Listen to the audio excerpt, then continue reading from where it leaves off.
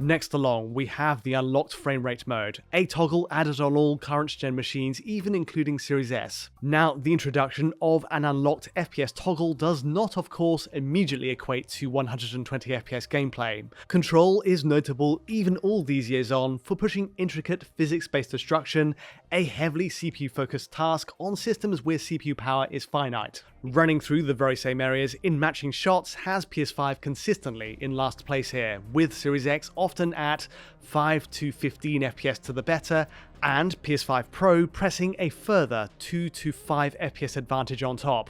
To keep the rendering load in line with the other consoles, it made most sense to use the standard TAA option on PS5 Pro in this case. No PSSR engaged in other words, and all three run at a native 1440p reconstructing to 4K. It's a useful way to benchmark all three with completely unlocked frame rates while keeping core settings identical and with no DRS to worry about either. As I'll get to later though, PSSR does come with an extra performance penalty on Pro, so for the best outcome in pure performance terms, this is the ideal setup. For perspective, this opening shot puts base PS5 at an average of 70.7 FPS across the entire clip, PS5 Pro at 86.3 FPS, and Series X at 82.3 FPS, a gap that does surprisingly leave the base PS5 behind by quite a margin. It's worth stressing also that only the performance mode totally unlocks to 120 FPS in this manner, though the graphics mode's frame rate has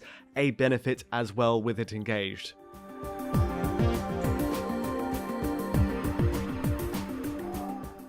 Looking to the PS5 Pro version on Control's new October patch, we've now the luxury of ray tracing at 60 FPS, a huge benefit for the console that's entirely unannounced on the PlayStation Store page. The graphics mode at 120Hz really shines here, but as ever, there are limits once we invoke the game's destruction physics in combat. For the most part, battles waver between 50 to 60 FPS, notably in that open atrium area, but the battle just beyond the NSC control room is the real litmus test here.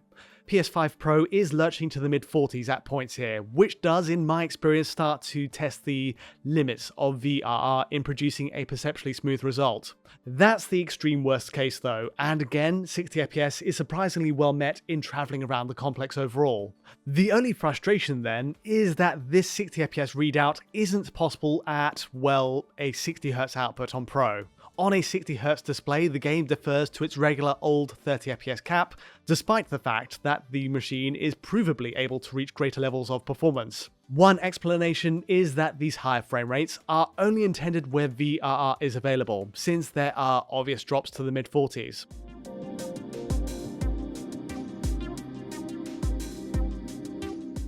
Let's talk about PlayStation's Spectral Super Resolution in Control. An extra PSSR toggle is added to PS5 Pro with the latest patch, and similar to Black Ops 6 and God of War's implementation of the feature, the cost of enabling it is around 2.2 milliseconds of a frame's render budget. Developer Remedy is honest in stating in its patch notes that this does affect performance on Pro, so it is kindly left as an alternative option. Let's see the visual benefits first before we get to the performance penalty. The difference against Remedy's standard TAA has pros and cons, but on balance, it is a worthwhile upgrade. Most of the trade-offs of PSSR make a return, and as we've seen in several other games, it thrives on motion, but once again falls short in static shots. On the plus side then, and deploying a 2x zoom, it sharpens the image during in-camera movement. Freezing the frame during a slow pan around this office, note the books on the shelves there present with greater sharpness thanks to PSSR's more intelligent interpretation of a frame. Benefit number 2 is that PSSR also reduces ghosting artifacts behind the player. Looping this moment over and over, note how the banding on the TAA method is outright removed with PSSR above the character's head. Even on the new update, Remedy's TAA method is sadly struggling to resolve foreground movement against the busy texture in the background. Finally, as we walk further down this hallway, note how PSSR cleans up the temporal flicker in motion. The flashes of specular highlights on the door's metal material ahead is less pronounced, and in fact, any shimmer and any pixel crawl on geometric edges is better handled with PSSR in motion.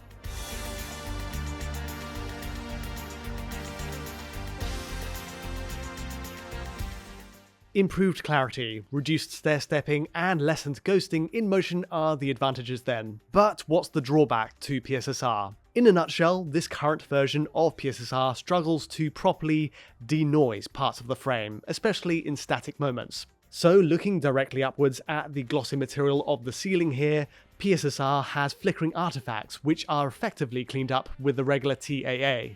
Likewise, there's a similar temporal instability on busy metallic surfaces with lots of specular highlights. Again, this typically appears in static shots once we settle the camera, but it's a trade-off that should be apparent in cutscenes too. The second disadvantage to PSSR is, yes, the performance hit. Using the fully unlocked frame rate of the performance mode and throwing base PS5 in for good measure here, PSSR hits performance by 7 to 15 FPS compared to the regular TAA. The Corridor of Doom segment shows the narrowest margin between them, and the delta widens for less taxing areas, where PSSR veers closer to the base PS5 reading overall. So, using this corridor run as a sample of average frame rates, base PS5 runs at 79.5 FPS on average, PS5 Pro with TAA is at 92.7 FPS, and PS5 Pro with PSSR is at 81 FPS. Combining the unlocked performance mode with PSSR is generally a winning combination though. Out of curiosity, I tested a few other mode combinations on PS5 Pro. Most practically, there's PSSR with the graphics mode at 120Hz output. The introduction of PSSR here causes more frequent drops into the 50s in battle than the usual TAA. The complex ray-traced shading around this corridor puts PSSR at the worst reading by around 3 to 4 FPS, but it's not as stark a difference as the performance mode. This is overall still a working setup with VRR in place and worth the hit for improved image quality.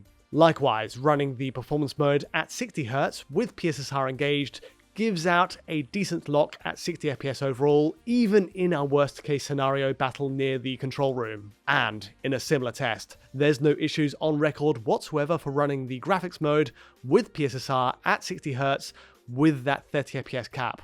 That 30 FPS line never falters with PSSR engaged here. So there are multiple ways and multiple permutations of modes here where this new upscaling technology has a practical use on Pro.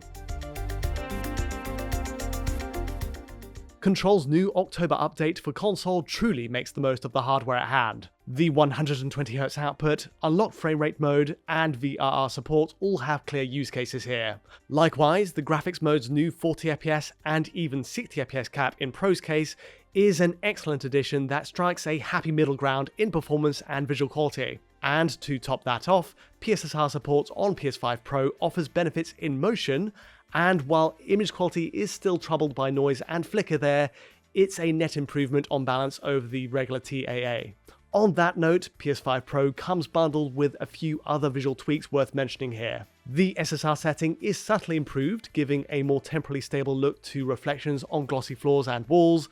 For consistency, this is using TAA on Pro versus the base PS5 version for comparison, where you'll see less speckling artifacts on Pro. Plus, you might spot a slight upgrade to texture and shadow filtering on the floor as well here. The takeaway is that the marketing of these Pro features is unusually low-key and conspicuously absent from the PlayStation Store page. It does seem some extra digging, and our own work at Digital Foundry is at times needed to hone in on the exact details of how PS5 Pro is actually being used by some developers. As it stands though, Control offers one of the better uses of Pro hardware I've seen so far, and it rounds out a welcome step forward for one of Remedy's best games.